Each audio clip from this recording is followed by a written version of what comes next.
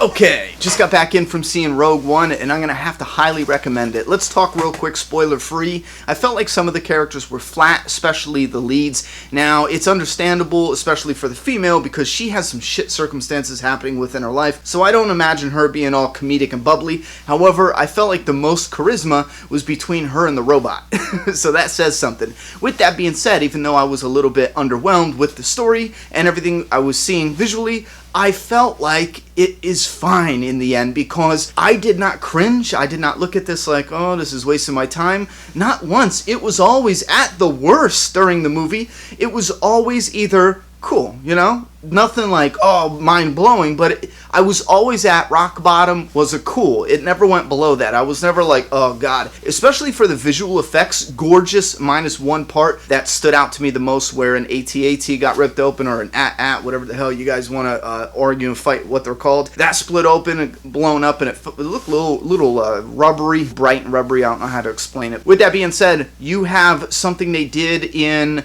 the finale of the film that I did not think they would do as far as pertaining to the lead story, and then after that the way they connect it to the original Star Wars movies, A New Hope. I loved it. I absolutely loved it. The ending alone, there's a part, and again, stay away from comments, stay away from wherever you can get spoiled, just go see it. There's one moment with Darth Vader where even if people tell you, you have to see it, how badass that was. And it was awesome because in the middle of the movie I'm like, did Vader get fat? He looks funny. He looks kind of weird when he was talking to the white guy. I don't know the names, and we're going to skim right through it. But I'm like, what's wrong with Vader? Vader has this kind of clunky, fat, I don't know. There was something off about him, you know? And then they come back to Vader later, and it was like, whoa, that son of a bitch is terrifying. I mean, it was excellent. That alone, the end, that is worth the price of admission.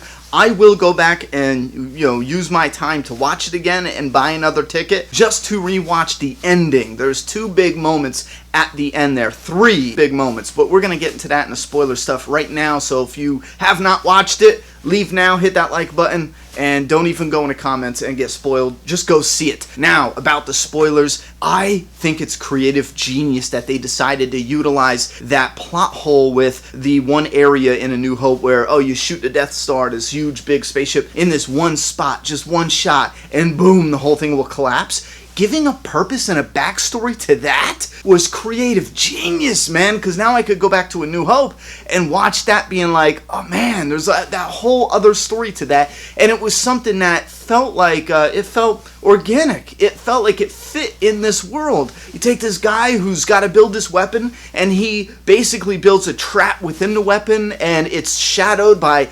overconfidence and yada yada yada, and I'm like, oh man, I love that. The creativity in that, fucking loved it. One of the best decisions I think they could do writing this story-wise. Now, going off from that, I do feel like the characters, I don't know if it was a casting decision. I really feel like, and I don't know if it's the vibe the movie gave me as far as the lead male, what was the Captain Caspian, is that what his name is?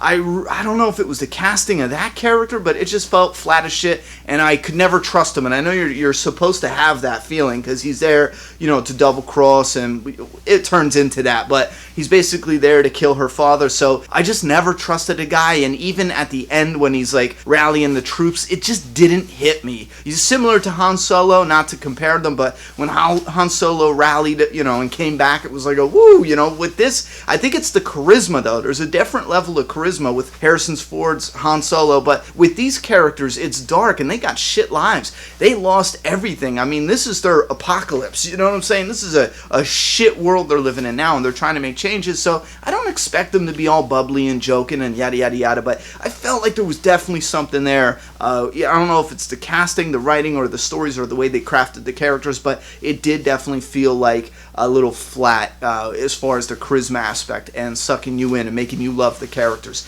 Now, that aside, the visuals, the wars, the fights, the different outfits, the different stormtroopers and everything like that, absolutely loved them. Absolutely love seeing, and there's hints too, and we're not going to go over it in this video, but there's mad different hints, like the guy that started shit with Luke and Obi-Wan, you know what I'm saying? Like, they drop these little hints. I even thought I saw a statue of Obi-Wan, but then my mind started shutting down going, wait a minute, no, no, that can't be it because he's old in the thing, and no, I'm just going to keep it moving, not even think about it. Because I wasn't looking at that, I was looking at something else, and I looked down real quick, and it looked like it was him in his hood, like a fallen statue, but that's probably not what it was. I'm probably just seeing shit. But after that, when they go to the war, this is what blew my mind. I was afraid we were going to go into this, and Disney was going to, let's leave this open-ended where maybe they have other missions they go on. Maybe, we're going to follow them around for 3 more movies. And we saw the robot die, and I was like, well, they could probably repair the robot. I'm not falling for it yet, And then somebody else, and I'm like,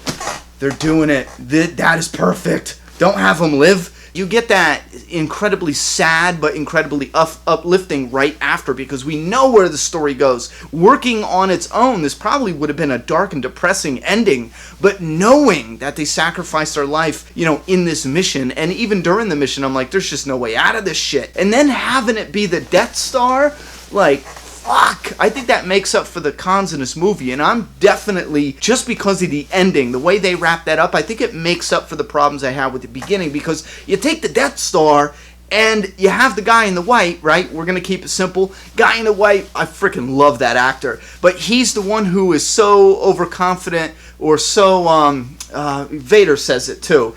He's trying to move ahead so fast, he gets destroyed by his own project. The irony in that, I loved it. That decision alone, Vader coming down the hallway, tearing shit up, that was terrifying. That scene was perfect. He had a guy in the air with a lightsaber right in half. The way they did that, the way they filmed it to look like a horror movie, to look like something you would see in Aliens, with the creature coming down the hallway, the door's locked, and the guys are getting chopped up or mowed down one at a time. Shit! That was awesome. They definitely nailed that. And then the very, very end, well, let's talk about the beach moment. I thought that was fucking awesome, where it's just exploding and you have them two on the beach. I did not want them going into the romance direction. I felt like that's the weakest thing you can do is, here's 2 characters, since we didn't properly build their chemistry together and the way they connect earlier, we're just going to have them either look at each other lovingly or kiss even. They don't take it that far, but they took it farther than I wanted. I think it sends a stronger message. It has a stronger impact. If they grew close together, we don't need anything intimate, you know what I mean? And I say that about a lot of entertainment. I feel like great writing can have characters that absolutely love each other, and you don't have to have anything intimate like hugs or kisses or whatever. And I think that's better writing than just simply going, you know what, just have them kiss. The audience will know they have deep feelings for each other, So I love what they did with the finale at the beach, though, with the Death Star blowing everything up, and the way it was kind of foreshadowed. I'm going to have to go back and probably chip away at this, because I really feel like it was already foreshadowed, where they were in the one area with Forrest Whitaker's character, and the samurai rebel-looking guy, and the Death Star blew up the one part of the city, and the shockwaves or whatever were coming for Jyn Erso and Captain, why do I always forget his damn name, but the captain. I feel like that was foreshadowing the end of the movie, and I thought about it, and that's what made me worried. I'm like, that's a good foreshadowing moment.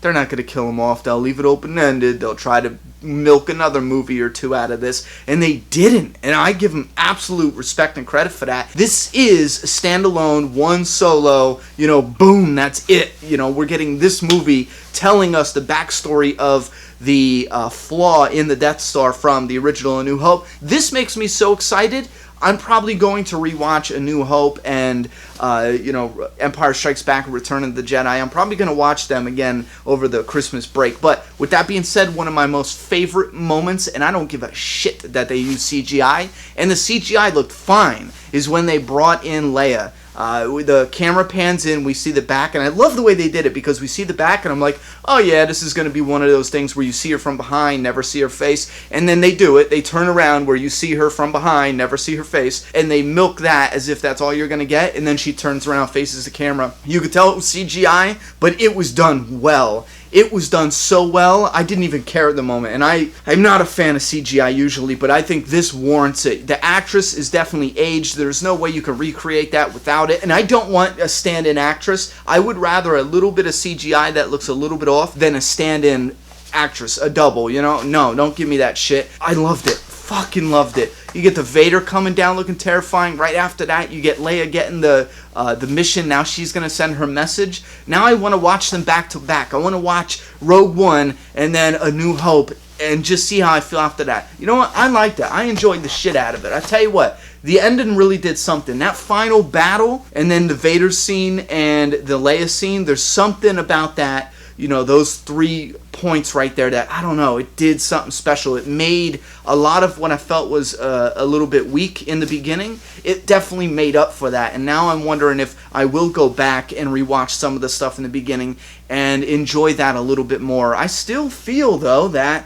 there was something I need to go back and pinpoint what exactly that was flat with the characters, that didn't just draw me in and fall in love with the characters as much. I felt I was loving the side characters more than the 2 main ones. You know, Urso was basically because of the tragedy that overshadowed her entire life is what made me start having sympathy for Urso, but that sympathy does not translate fully into, you know, love and enjoyment and attachment as far as a character I want to rally behind. I feel like it was missing a little bit of something. And then the captain, obviously there was definitely something there, but with the robot, with Donnie Yen's character kicking ass, and then his buddy there was some really good stuff there. And I think the kid from, it's on HBO, it's a fantastic miniseries. It's called The Night Of, where a kid that gets arrested and you don't know if he killed the person or not. He did a fantastic job in that on HBO, and he did a really, really, really badass job in Rogue One. He didn't have one of those, you know, off-the-wall badass characters, but he nailed it. There's some scenes he did where it was a plain, dull scene, and he really gave it a little bit of life. And I think he's definitely someone to watch out for. I'll tell you this right now. That dude, I've noticed him, and more, I tell you what, he's going to come up fast as long as he makes the right decisions for what movies. Urso, too. She should definitely do a lot more projects in the future. I'd be shocked if she disappeared. I think she's on the rise already anyway. So with that said, thoughts and opinions in the comment box. I'm sure I'm missing a lot of discussion here. There's probably a lot. I definitely gonna watch movies later to see videos on YouTube to see other people, other channels break it down as far as the foreshadowing that was set up, the other tips and facts or whatever they inserted in this episode. If you know some good Star Wars channels on YouTube, let me know. Let me know the channels down in the comment box. Maybe link some. Put all that in the comment box. I'm done talking. It's your turn. Subscribe now.